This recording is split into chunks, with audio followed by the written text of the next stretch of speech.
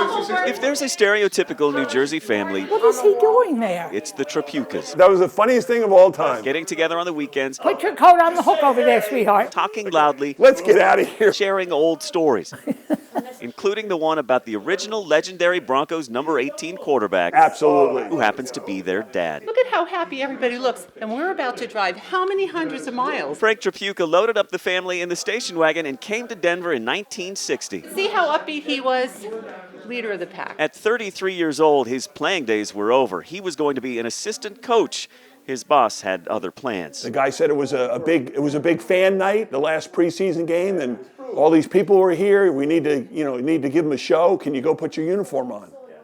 Could you imagine that today? And he talked him into it. So he went and he said he threw, 2 or 3 touchdown passes, and next week he's the starting quarterback. With that, Tripuka became part of Broncos history, eventually inducted into the Ring of Fame. He really was very proud of these. And that number 18 jersey retired until 2 years ago when Peyton Manning called, asking if he could bring it out of retirement. He's such a good player. Frank's wife, Randy, remembers that call. Peyton said, "What can I do for you?"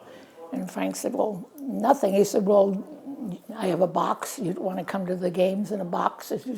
And Frank said, no, I just thought you could divide your $90 million with me.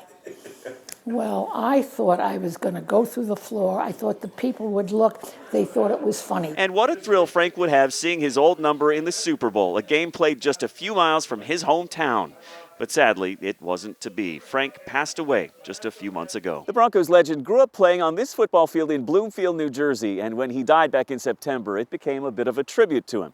Instead of flowers at his funeral, friends, including the Broncos organization, helped raise tens of thousands of dollars to refurbish this place and name the press box after him. I knew what he loved, and they all contributed to this field, and it's really beautiful now. And whether it's because of those memorable old car rides to Colorado, or because Denver made their dad a legend, even if it was against his will, or maybe just the timing of everything in the last few months, let there be no mistaking which team this New Jersey family is cheering for. So the year that he dies and the number and now the Super Bowl's here, some things are meant to be, you know what I mean? Let's hope so.